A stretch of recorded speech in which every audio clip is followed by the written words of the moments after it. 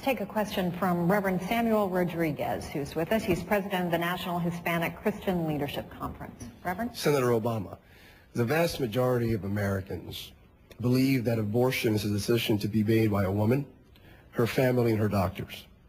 However, the vast majority of Americans similarly believe that abortion is the taking of a human life.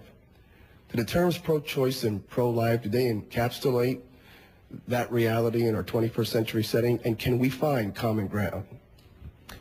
I absolutely think we can find common ground. And it requires a couple of things. Number one, it requires us to acknowledge that there is a moral dimension to abortion, which I think that all too often those of us who are pro-choice have not talked about or tried to tamp down.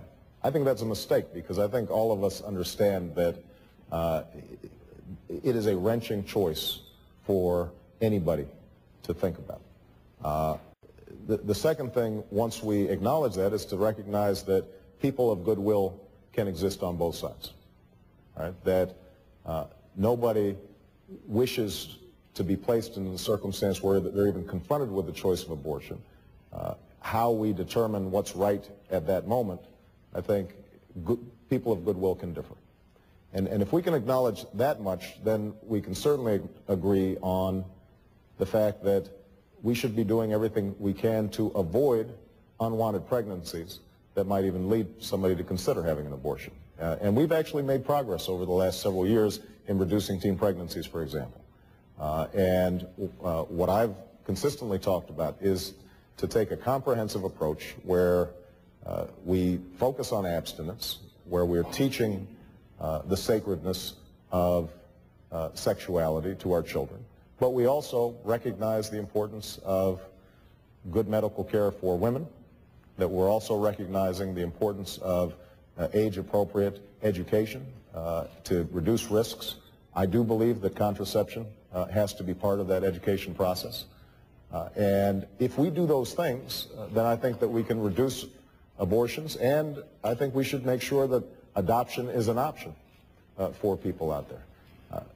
If we put all those things in place, then I think we will take some of the edge off the debate. We're not going to completely resolve it. I mean, at some point there may just be an irreconcilable difference. And those who are opposed to abortion, I think, should continue to be able to lawfully object and try to change the laws. Those of us, like myself, who believe that in this difficult situation it is a woman's responsibility and choice to make in consultation with her doctor and her pastor and her family. I think we will continue to suggest that that's the right legal framework to deal with the issue. But at least we can start focusing on how to move in a better direction than the one that we've had in the past.